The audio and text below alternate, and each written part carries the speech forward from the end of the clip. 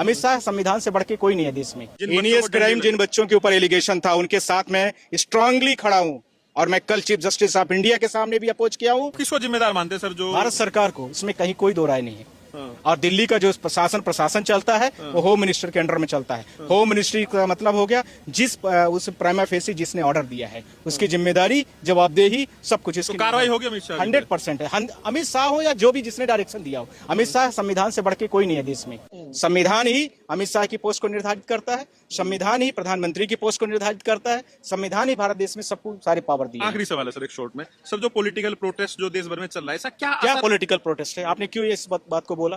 Political विपक्षी protest लोग हैं ना sir which is done by the political party, which is registered at the constitutional at the इसका 1950 Yadav sir, no इसका proper act है party का, रजिस्ट्रेशन एक्ट में वो पॉलिटिकल होंगे। हम तो सिर्फ और सिर्फ अपनी बेसिक एजुकेशन की बात करते हैं जिसका कॉन्स्टिट्यूशन के आर्टिकल 21A में स्पष्ट डिफाइन सर है। इसका क्या असर पड़ेगा अभी यूपी में चुनाव भी? आपको नहीं दिख रहा है? छोटे बच्चे भी प्रोटेस्ट करने लगे।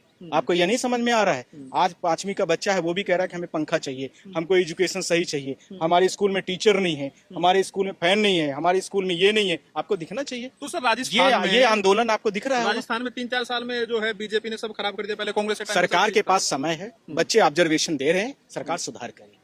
मैं ये नहीं कह रहा जैसे 5 साल मान लीजिए 4 साल सरकार राजस्थान के पास है, आप उसको ठीक करिए। वो बंद क्यों कर रहे हो आप उसको 2 दिन में व्यवस्था करिए कि जितने भी स्टेट के एमएलए हैं सब लोग पंखा बिजली सब ठीक कराएं, बात खत्म हो क्या जाएगी। सलाह देंगे सर मोदी जी को, योगी मोदी जी ये सब नियम कानून बंद कराने से काम नहीं चलेगा। सरकार जितने भी आप वो मन की बात, फलानी बात, ढिकानी बात करते हो, सीधा सारे मिनिस्टर सारे स्टेटों में लगभग ऑलमोस्ट आपकी गवर्नमेंट है, सब जगह डायरेक्शन दीजिए कि सारी स्कूलें ठीक करें, सारे स्कूल में पंखा लगाएं, बिजली की व्यवस्था करें, रोड की व्यवस्था करें, ड्रिंकिंग पानी की व्यवस्था करें बच्चों के लिए, और जहां टीचर न हो टीचर की व्यवस्था करें, तुरंत टीचर अपॉइंट होना चाहिए, और इसके साथ टीचरों को कांवड़िया यात्रा में फूल ढोने के लिए न भेजें। ठीक है सर, जिन छात्रों की सर पिटाई हुई, आप केस भी लड़ रहे हैं, उनको सर क्या आश्वासन देंगे? जिन बच्चों हीनियस को डंडे क्राइम लगे- जिन बच्चों के ऊपर एलिगेशन था उनके साथ मैं स्ट्रांगली खड़ा हूं और मैं कल चीफ जस्टिस ऑफ इंडिया के सामने भी अपोज किया हूं, और इसके साथ में जो भारत देश के सॉलिसिटर जनरल से भी मैंने इस बात को लेकर के बड़ी बहस किया कि आप इसमें नहीं कर सकते। इसका मतलब है कि किसी भी व्यक्ति के ऊपर यदि हीनियस क्राइम का चार्ज है तो उसका पूरे जितने कॉन्स्टिट्यूशनल राइट्स हैं उसको आप सस्पेंड नहीं कर सकते, ये भारत देश का संविधान कहता है।